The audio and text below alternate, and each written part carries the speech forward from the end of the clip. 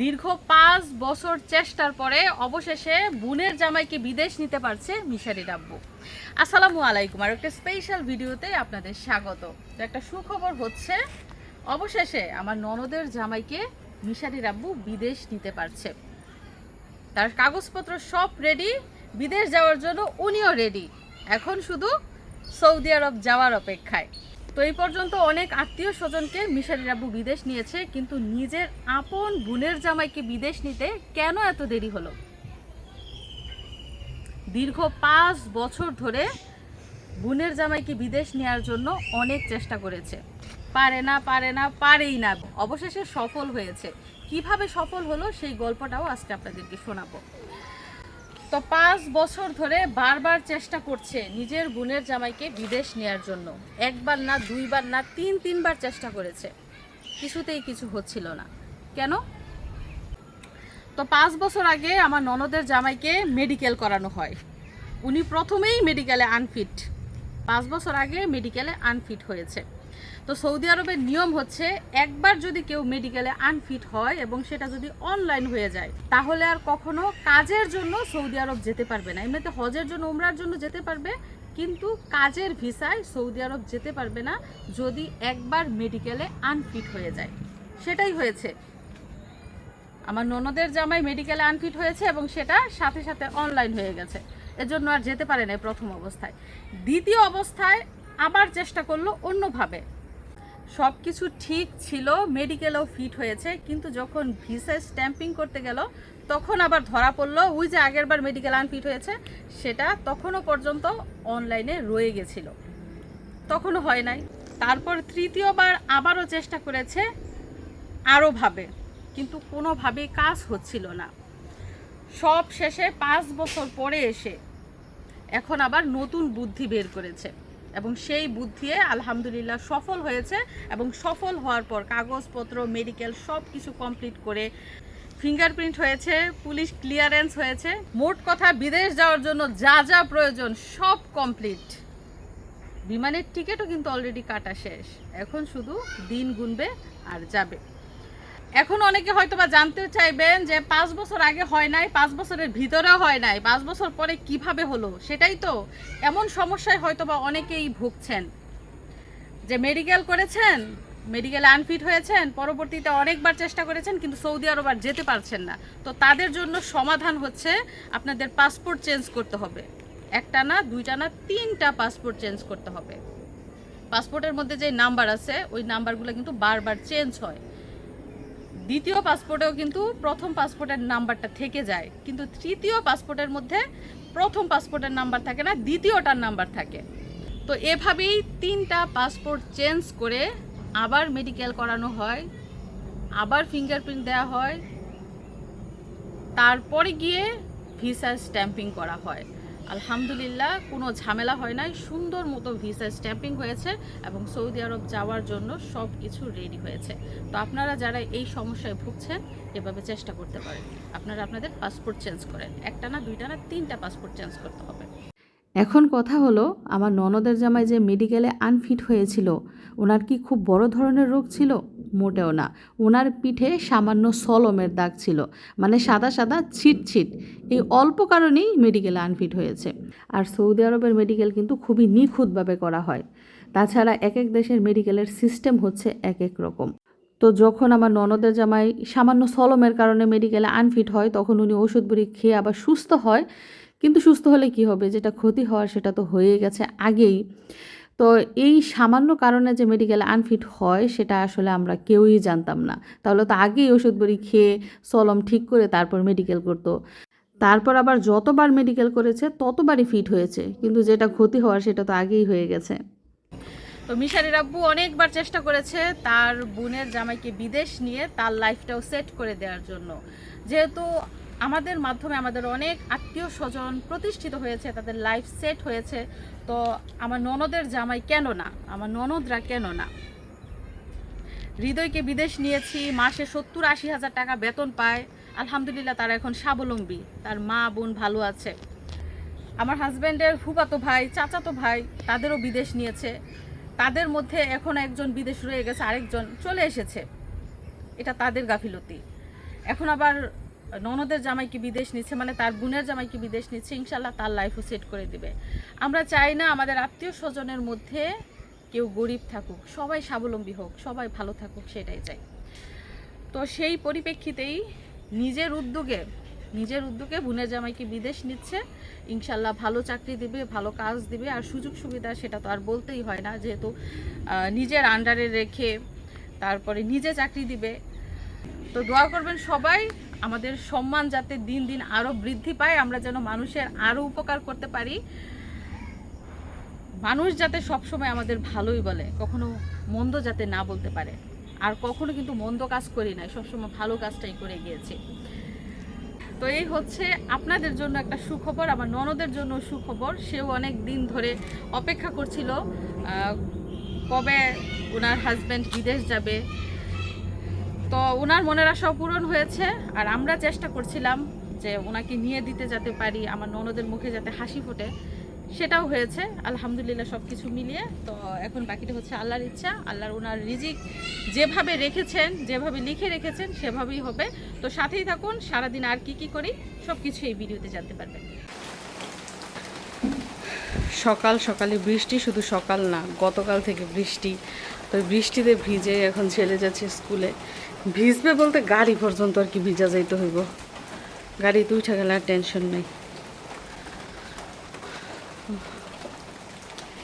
এত বৃষ্টি ভালো লাগে না, রাতের বেলা বৃষ্টি হইতো, সকালে রোদ দিত, তাও তো জীবনযাত্রার মানুষের ব্যাহত হইতো না। এই যে সকাল সকাল বৃষ্টিতে ভিজে স্কুলে যাওয়া, তাও তো সে গাড়িতে যায়, অনেকে তো আবার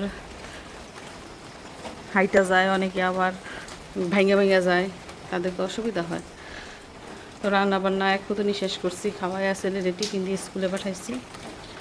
আবার আরেক কুতুনি রান্না করবো, মাংস ভিজাই রাখছি, মাংস রান্না করবো আজকে। টপ টপ করতেই আছে বৃষ্টি। এখন ঘুমাইলে ভালো হইতো না, বৃষ্টির মধ্যে ঘুম ভালো হয়, কিন্তু আমার কি আর ঘুমানোর সুযোগ আছে? কি লাগবে দেখাও, কি লাগবে? এই যে ফ্রিজের কাছে ফ্রিজের হাতল ধরে বসে রয়েছে, কি দিব? কি কারেন্ট নাই? কি কি দেখাও কি? এই যে ডয়ারের মধ্যে কিছু চকলেট আছে, এই চকলেট খাওয়ার জন্য সেরকম করতেছে। এটা এটা নাকি? এটা এখন খুশি? এখন খুশি হয়েছ? খুলতে পারছো না? এখন খুলে দিতে হবে, চকলেট দিতেও হবে, আবার খুলেও দিতে হবে। দেখছেন কিভাবে দেখায়? ওর বিশ্বাস হইতেছেন ওর মায়েরে, ওর মায়ের খেয়ে ফেলবো। দাও, খুলে দে।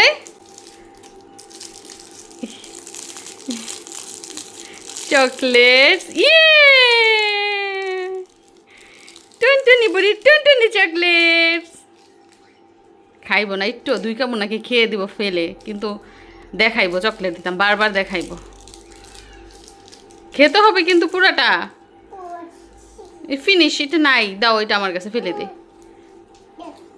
ওকে, খাও, ফেলো না কিন্তু, পুরাটা খেতে হবে।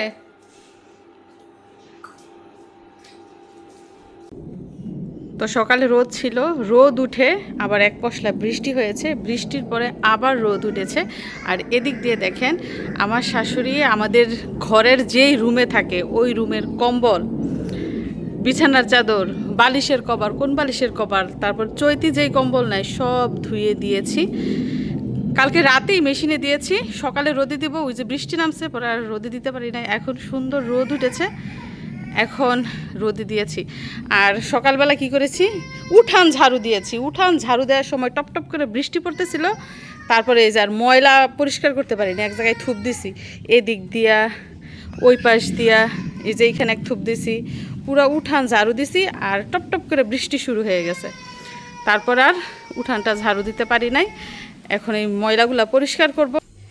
এদিক দিয়ে দেখেন বাবুর জন্য, মানে আমার মিশরাতুল জজমের জন্য আজকেও খিচুড়ি রান্না করছি। পোলার চাল, মসুরের ডাল আর মুগ ডাল একসাথে মিশিয়ে ধুয়ে নিব।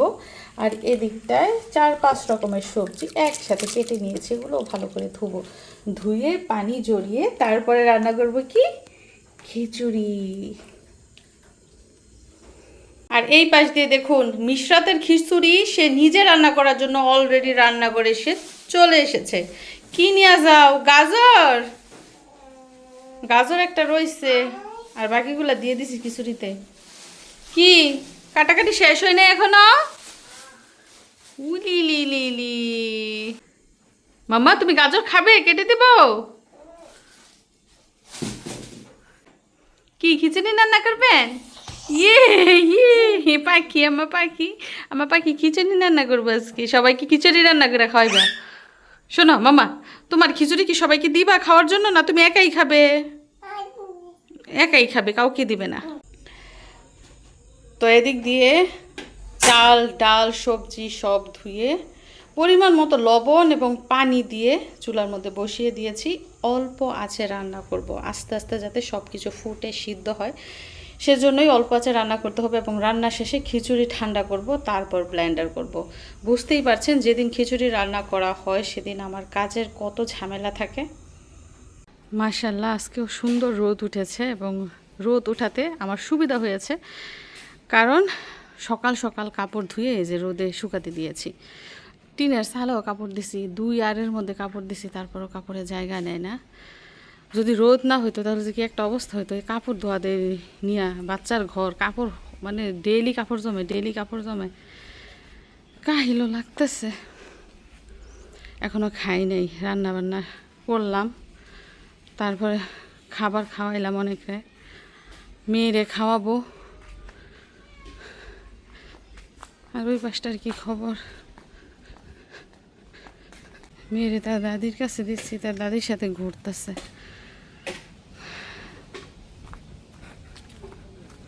ডিম সিদ্ধ করে রাখছি মেয়ের জন্য, ডিম খাওয়াবো। কোন দিকে গেল দাদির সাথে? খালি ঘুরতে চায়, বাইরে ঘুরতে চায়, ঘরে থাকতেই চায় না। কি চিল্লা চিল্লি যে করে। আমার শাশুড়ি কোন দিকে গেছে গো? হ্যাঁ, ওইদিকে।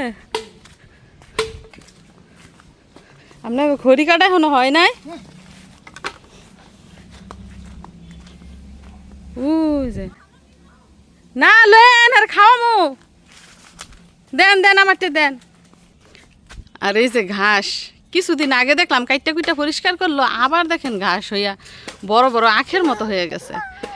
এই জাতের ঘাস মনে হয় সারা জীবনও কিছু হইব না, কাইটটা খাওয়ায় গোড়া থেকে আবার হয়।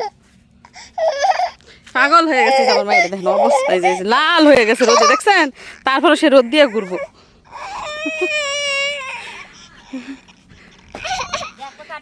এই যে কাটতেছে, দেখছো কিভাবে কাটতেছে? যে হ্যাঁ একটা লাঠি দিয়ে একটা বাড়ি দিয়ে দেন তো। এই যে রোদ দিয়ে গরমের মধ্যে সুন্দর ঘুরতেছে, তাদের কাছ থেকে নিয়ে আইছি খাওয়াবো, না কুল থেকে নাইমা গেছে।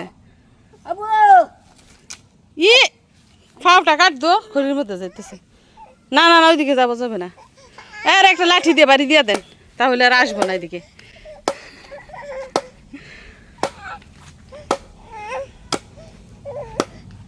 লাকড়ির চুলায় রান্না করলে কত কিছু যে জোগাড় করতে হয়। এই খড়ি দাড়ি এটা জোগাড় কইরা কাইটটা কুইটা রোদে শুকাইয়া যে এরকম করে রাখতে হয়, তারপরে শুধু নিব আর রানবো, তাও ধুয়ে ফুয়াইয়া। ওই যে আমার কারিন্দাই কই যাইতেছে। এই দেখছেন রোদে গাইমা চুল এই যে ঠান্ডা লাগাই দিছে, হেঁচাইতেছে। কি খবর? হ্যাঁ, মজা আনতে যাইবা? হ্যাঁ, এদিক দিয়ে দেখেন খিচুড়ি রান্নার সরঞ্জাম একদম রেডি। এই যে খিচুড়ি রান্না কিন্তু হয়ে গেছে, দেখেছেন? ঠান্ডা হয়ে কেমন মাখা মাখা হয়েছে। এখনও কিন্তু পুরোপুরি ঠান্ডা হয় নাই, হালকা একটু গরম রয়েছে। এবং এই অবস্থায় কিন্তু ব্লেন্ডার করতে হবে, বেশি ঠান্ডা হয়ে গেলে আবার ব্লেন্ডার করা যায় না, মানে এই যে বাটির মধ্যে আটকে থাকে, এর জন্য হালকা গরম থাকা অবস্থায় ব্লেন্ডারটা করতে হবে। তো আমি ব্লেন্ডার আগে করে নিচ্ছি, তারপর দেখাবো কেমন হয়েছে। আর এদিকে এই যে বক্স রেডি, বক্সে ভরবো ব্লেন্ডার করা হলে। তো কাজ শুরু করি। তো এদিক দিয়ে দেখেন আমাদের মিশরাতুল জজম নিজের খাবার নিজে তৈরি করে ফেলেছে। ইয়ে, এই যে দেখুন খিচুড়ি একদম রেডি, ব্লেন্ডার করা শেষ। মামা তোমার ফিটার কোথায়? এই যে হাতে ফিটারটা নিয়ে ঘুরতাছো, হাতে ফিটারটা নিয়ে ঘুরতাছে সে, এখন খিচুড়ি খাবে। এত কাজ করতে হবে না, এই যে তোমার ফিটার রেডি, খিচুড়ি খেতে হবে। তো যাক, এক চিন্তা দূর হলো। আগামী 2-3 দিনের জন্য জানেন না, এই খিচুড়ি রান্না করা, কাটাকাটি, ধোয়া দেয়, ব্লেন্ডার করা অনেক কষ্ট, অনেক কষ্ট। 2-3 দিনের জন্য আপাতত tension free. No no no, হাতে ধরে না, হাতে ধরে না। দেখছেন এই যে সাবিউলি সাবি নিয়ে করতেছে। দাও, হারাই যাইব। দেখছেন নি, দেখছেন আমার হাতের মধ্যে থাপ্পড় মারে দিব না। এই থ্যাংক ইউ। ও মা গো মা, নু বলে দিব না, দেখছেন দিয়া আবার নিয়ে নিছে। দিবা না? এটা তো আমার এটা। তো বাড়ির সব কাজকর্ম করে রান্নাবান্না শেষ করে ছেলেকে স্কুল থেকে না, স্কুলের গাড়ি থেকে নিতে এসেছি। গাড়িওয়ালায় ফোন দিয়েছে, তারা কাছাকাছি আছে, এজন্য রাস্তার পাশে এসে দাঁড়িয়েছি। তো মিশারির জন্য অপেক্ষা করছি, সে কি আসছে? হ্যাঁ, এই তো মিশারির স্কুলের গাড়ি চলে এসেছে, কালো গাড়িতে করে যায়।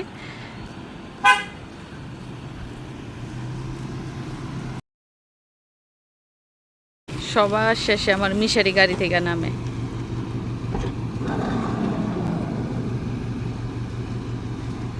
যাওয়ার সময় ব্যাগটা পড়ে গেছিল, দাও ব্যাগ দাও। যাওয়ার সময় ছাতা দিয়ে আসছো, এখন দেখো কত রোদ। আরেকটা মজার বিষয় কি জানেন, এখনো মিশরাতুল জজম ঘুমাইতেছে।